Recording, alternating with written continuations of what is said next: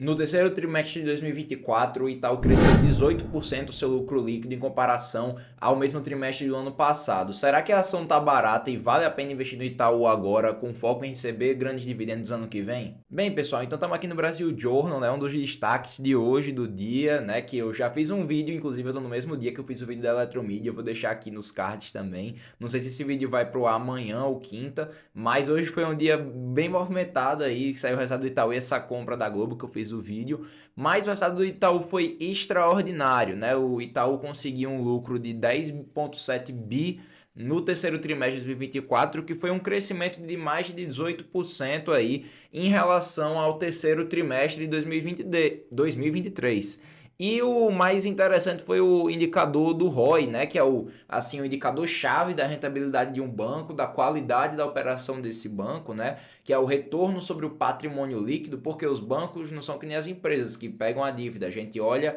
aqui para os bancos, a gente vê o ROI, que pega ali o ROE, não o ROIC. Vê o ROI que pega do patrimônio líquido. Se eu falar rápido, parece que eu falei outro indicador. Mas bem, o ROI do Itaú subiu para 22,7%. Vocês vão ver que é um pouquinho maior que o do ano passado, que estava aí por volta dos 19, 20, então 2% a mais de retorno no Itaú, para uma empresa do tamanho do Itaú, é um resultado muito interessante. Então, bem, aqui os destaques aqui o índice de capital do banco subiu para 13,7%, maior aqui que o Itaú tem como meta aí perto dos 11,5%. O pessoal da análise de sell side aqui, né, que são os analistas do banco, dos bancos, das corretoras, que buscam meio que fazer o pessoal comprar, ou seja, sell side, o lado que está vendendo, o lado que recebe o dinheiro ali. É um resultado impressionante para uma instituição do tamanho do Itaú, e de fato cresceu o lucro 18% de um ano para o outro, né? No caso, comparando trimestres, vamos esperar o ano fechar, mas mesmo quando fechar, a tendência é que continue com esse resultado bem interessante. Então, aqui um dos destaques foi a margem financeira que eles conseguiram com os clientes, né? Conseguiram rentabilizar melhor o seu cliente aqui, aumentando a margem financeira de 4,5% para uma margem de 7,4%, né? Então, sim, fenomenal esse resultado do Itaú. Não vou me aprofundar tanto, que senão ainda tem que falar de crédito e tudo mais, e senão eu vou me estender no vídeo. A ideia aqui é mostrar também o valuation e falar de dividendos, né? Então, vamos aqui seguindo para os indicadores do Itaú, né? Aqui a gente pode ver que no último ano, pegando aqui a ação ordinária, né, não a preferencial, para que vocês não se confundam, o dividend yield foi de 7,56%, um dividend yield interessante. A gente pode ver aqui que os múltiplos do Itaú está sendo negociado num múltiplo ok, baixo na verdade, né, 7,8 vezes. Aqui o EV/EBITDA de 6,67, mas não é tão interessante a gente olhar o lucro operacional nos bancos e sim olhar o lucro líquido. Então, principalmente pela qualidade que o Itaú tem, é um múltiplo bem justo, e a gente vai ver melhor isso quando a gente for fazer o valuation, para ver se a ação tá barata ou se ela tá no preço já, se tá cara, não vale a pena investir, né? Então, bem, aqui a gente pode ver que, como eu disse, né, o ROI do Itaú tá em torno, nos últimos 12 meses, se a gente pega aqui os 12 meses antes de atualizar, né, o ROI do Itaú está aqui por volta dos 19,2%. Se a gente pegar aqui 21, aqui 22 ficou na faixa dos 17 até 2023. Ou seja, se a gente pegar aqui 2023 para agora, o Itaú ganhou mais 5% de ROI, de retorno sobre o patrimônio líquido. Então isso é muito bom, significa que a empresa está conseguindo cada vez mais ser um banco mais rentável, que tinha uma máxima do Itaú muito de preocupação em relação à concorrência com as fintechs, como Nubank, Banco Inter, e o Itaú vem se mostrando ser um banco que consegue se adaptar ao novo cenário, está inovando na operação, consegue cada vez mais rentabilizar sua carteira de crédito, então está mostrando de fato que é uma empresa de uma qualidade ótima, que consegue manter se gerando bons resultados independente do cenário. Se a gente pegar aqui o crescimento, né, o CAGR, anualmente, desde 2020, 5 anos atrás, eu acho que pega o ano fiscal 2020 ou 2019, enfim. Mas enfim, se a gente depende do trimestre que a gente olha aí, o CAGR da receita aqui nos últimos 5 anos está em quase 19%, mas a receita não é o principal no banco, e sim o lucro. O lucro anualmente cresceu aí em média 9,4% ao ano nos últimos 5 anos, o que é um belo crescimento, principalmente para a empresa também do Itaú, né, pessoal? A gente está falando aqui de uma empresa que vale na bolsa 330 bilhões de reais, então é muito grande, né? Então você crescer 10% ao ano, o lucro, quase 10% ao ano, o lucro da empresa que vale 300 bi é de fato um crescimento muito robusto. Para uma empresa desse tamanho não é esperado isso. Então, bem, dado aqui uma olhada breve, a gente pode também destacar que o Itaú, né, o CEO do Itaú já que indicou que terá o pagamento de um dividendo extra ali para o início do ano que vem, né, fevereiro de 2025, dividendo extra de 11 bilhões de reais. Então, bem, isso aqui é um dividendo bem interessante, né? O Itaú também pagou dividendo, um dividendo alto de mais de um real por ação no início desse ano e vai perpetuar esse bom pagamento também para 2025. Então, para nós acionistas do Itaú, eu, Matheus, tenho a ação do Itaú, isso é muito bom também para nós investidores, né? Afinal, do banco como Itaú, a gente sabe que não vai ter um crescimento exponencial. Crescer 10% do lucro é muito bom, um belo resultado, mas não é um crescimento exponencial que a gente espera aí o preço da ação dar uma pipocada e ir lá para as alturas. Não, a gente quer com o Itaú também receber bons dividendos. A gente está investindo no banco mais consolidado do Brasil. Dito isso, vamos para o que vocês querem ver, que é o valuation, né? Então, o que é o valuation para quem é desacostumado com esse termo, né? Deixa eu botar aqui a tela inteira. O valuation nada mais é do que a gente projetar aí qual seria o valor justo de uma ação. E como é que a gente faz isso? Eu vou trazer aqui dois modelos para vocês. O modelo de Gordon, que é o melhor modelo para a gente projetar o preço do banco, né? A gente achar que o valor intrínseco de um banco, porque o modelo de Gordon ele leva em consideração os dividendos e bancos geralmente eles pagam os dividendos, né?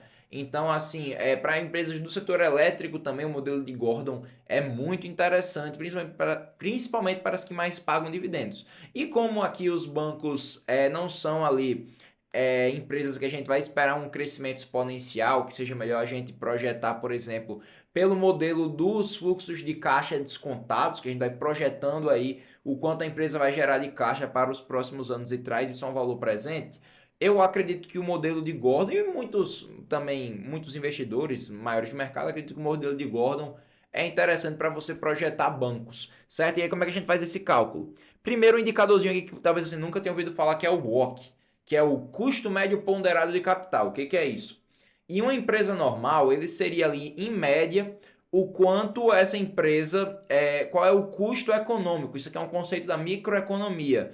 Ou seja, ele pega o custo de oportunidade do dinheiro, que é o que eu vou explicar aqui agora, e pondera isso pela dívida. Então, o custo de oportunidade é calculado pelo tamanho do patrimônio líquido que é a representação do capital dos sócios, dos acionistas da empresa, pelo custo da dívida, ou seja, o quanto essa empresa paga de juros em cima da dívida dela. E a gente pondera isso pelo tamanho do patrimônio líquido e pelo tamanho da dívida.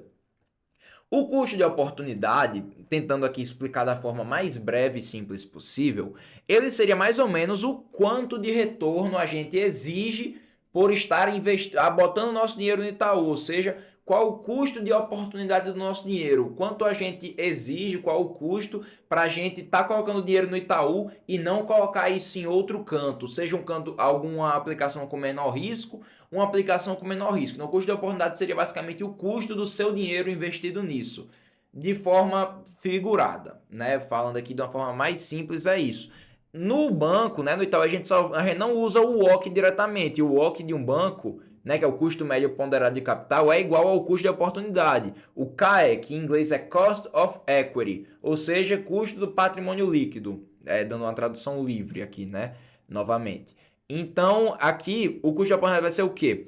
A gente pega o ativo livre de risco, ou seja, qual o ativo que a gente investe aqui no Brasil que a gente vai ter um retorno garantido, livre de risco? Os ativos livres de risco são os títulos públicos. Então, eu peguei aqui o Tesouro Pré-fixado de 10 anos, que é o de maior prazo que a gente tem, o Tesouro Pré-2035, que vocês podem pegar essa taxa para fazer depois o valuation de vocês no próprio site do Tesouro Direto. Então, peguei aqui a taxa, né, do Tesouro Pré-fixado que a gente está projetando. Então, bem, aqui a gente pega esse rendimento e soma isso a um prêmio de risco, ou seja, o prêmio de risco seria o quanto que a gente quer ganhar a mais que o retorno sem risco. Esse retorno aqui do pré-fixado, a gente diz que é um retorno sem risco, porque é um ativo da renda fixa que o governo vai pagar a gente. Então, esse ativo aqui, a gente pondera que ele não tem risco.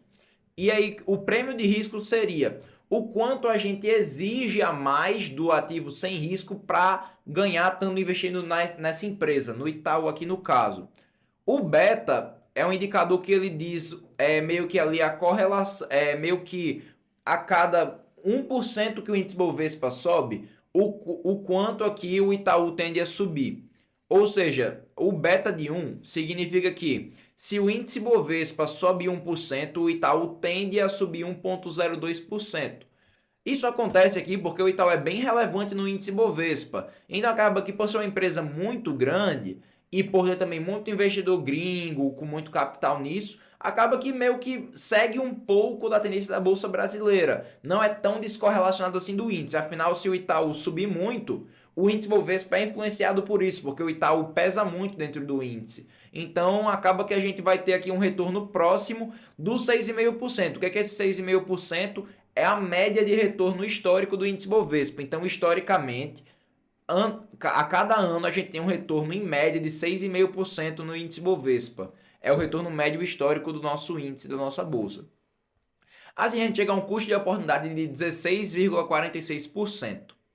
Aqui o crescimento, como é que a gente estima o crescimento do banco? Bem, isso aí varia muito, né? Tem a fórmula aqui do próprio Gordon que ele dá, que você pega aqui o retorno, o ROI, o Return on Equity, e multiplica, que é o retorno sobre patrimônio líquido, e multiplica isso pela taxa de reinvestimento, ou seja, 1 menos o payout.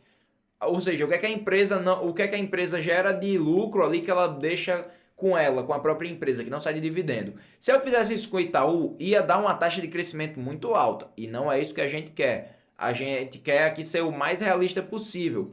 Então eu projetei aqui um crescimento de 8%, que seria aqui próximo do que o Itaú vem entregando de crescimento nesses últimos anos. Claro, eu não posso afirmar que o Itaú vai crescer 8% no lucro para sempre. Isso é uma mera estimativa, certo? Então, isso aqui, no valor a gente brinca que você vai errar, o negócio é você errar menos. Então, vou mostrar aqui alguns cenários, né, disso aqui sendo um pouco diferente. Mas, enfim, vamos supor aqui que ele cresça 8%, né, desse próximo ano aqui, que consequentemente vai impactar aqui no crescimento do nosso dividendo. Que aqui o que é que ele pega? O modelo de Gordon, ele busca você saber o preço com base no crescimento do dividendo. De 2021 até 2024, a cada ano o Itaú cresceu em média, o CAGR, né, o crescimento anual composto, cresceu em média 23% ao ano de dividendo. Então, a cada ano, o dividendo foi em média 23% maior que o ano anterior. Eu não vou colocar isso aqui porque é um crescimento muito agressivo. Então, eu coloquei aqui 8% que está mais próximo ali do crescimento médio que o Itaú entregou de crescimento do lucro nos últimos 5 anos, ok?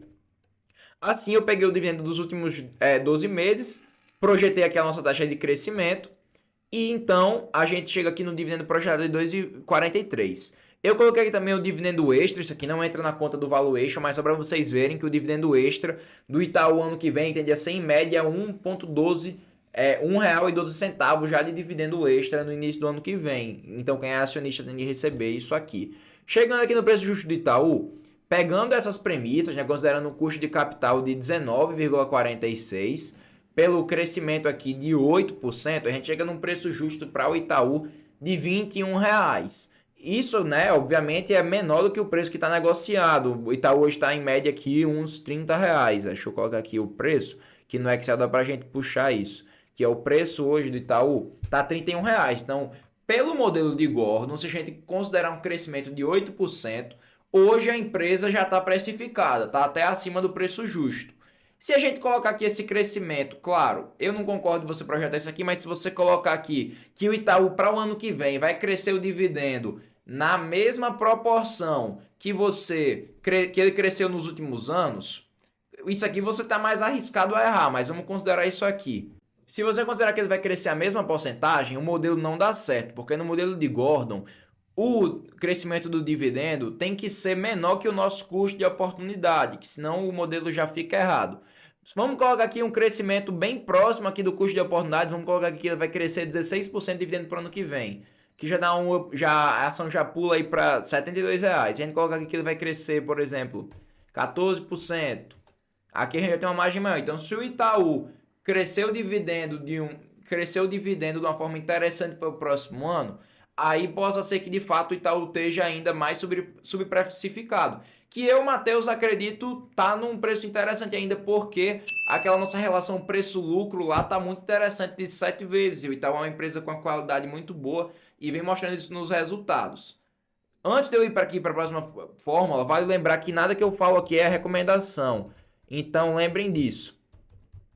Nada disso aqui é recomendação, é tudo para fins de estudo e de análise. Então não siga o que eu estou falando aqui como recomendação. Eu invisto no Itaú, mas eu não recomendo que você invista sem você estudar bastante ação e ter plena certeza do que você está fazendo. Se a gente pegar aqui o valuation aqui pelo Peter Lynch, né, que ele considera aqui o preço considerando o crescimento que você espera para essa ação. Como é essa forma? Ele pega aqui o preço atual da empresa e divide pelo PEG. O que é o PEG? É o PEG Ratio, Price Earnings to Growth. O Price Earnings to Growth dele, Price Earnings to Growth, nossa, quase que não sai. Ele pega o indicador preço-lucro e divide pelo crescimento do lucro nos últimos anos. E o Itaú... Poxa, apagou essa luz de novo. E o Itaú nos últimos anos... Meu amigo...